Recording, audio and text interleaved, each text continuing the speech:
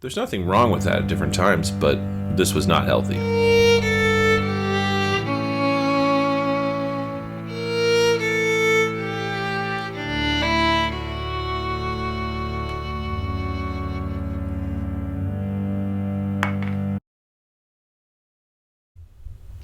Oh, hey you.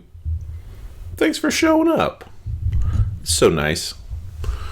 Well, welcome back to Uno Taco.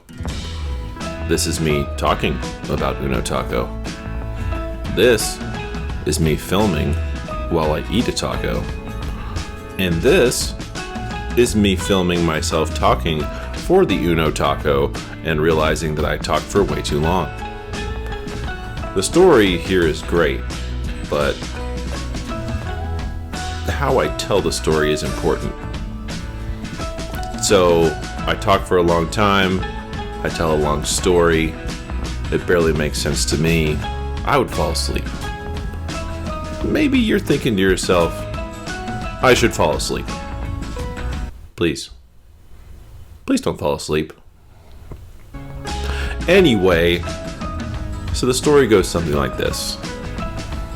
By the way, these tacos are surprisingly good. I snuck in something outside the normal parameters. And yes, Taco Bell came back to haunt me. Back in 2012, I lost my job. My dream job. Have you ever lost a dream job? I feel privileged even to say that. What a freaking loser. I had a dream job, and now I don't have it.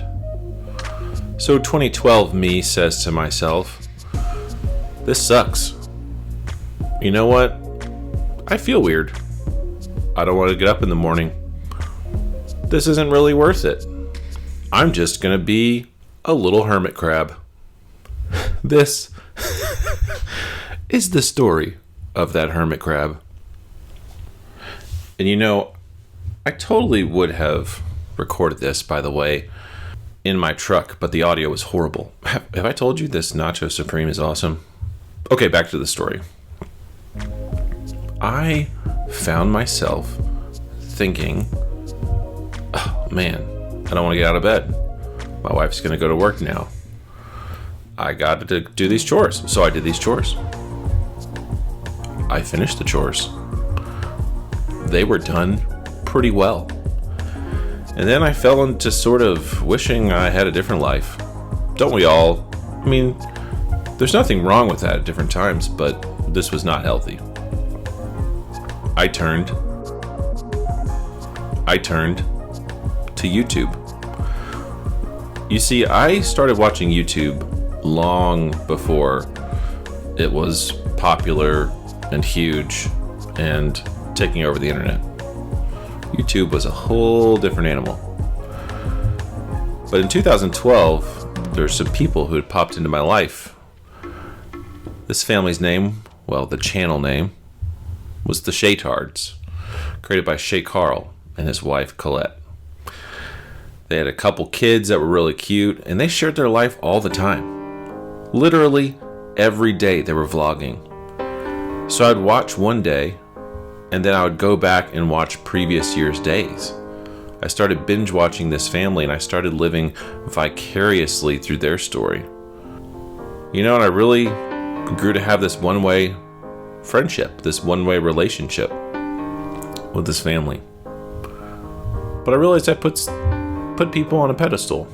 I expected more. In some way, in a funny, backwards way, he was a father figure to me. And here I was, in the midst of my first round of really serious depression, feeling lost, leaning on them, and fast forward a few years. And here I am, feeling that I have a friendship and relationship with them. What did it look like for me? It looked like I didn't want to live my own life. I didn't want to take my own life. I just wanted it to look different. I wanted to be somewhere else, having a different life. It was confusing, it was weird. And the fall of Shaytards and the redemption of Shaytards has taught me a lot about my relationship with the internet. Do you have a strong feeling of friendship or relationship with someone who creates content online? I know I do. I ask a follow-up question. Is it healthy? Like, are you healthy? Of course, we can consume this content. We can get to know a person. It's a form of art, in a way. And art exposes our hearts. You get to know someone when they share. That's a vulnerability that people have when they share their lives online on the internet. The vulnerability can be healthy, and maybe that could be carried to an unhealthy degree. But is it healthy for you? Should we have a different place for that sort of relationship? How do we understand it's a one-way relationship? I mean, I'm still navigating how that really works, how we feel. There's a lot of studies being done right now about the psychology of people building relationships with online creators.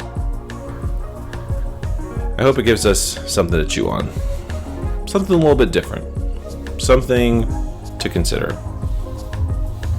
The Shaytards had a big impact on me in a very dark season of life. In the end, I'm very thankful for them. I'm thankful for other creators like Charles Trippy who were doing the same thing at the time. Creators like Casey Neistat and other vloggers. They share with us,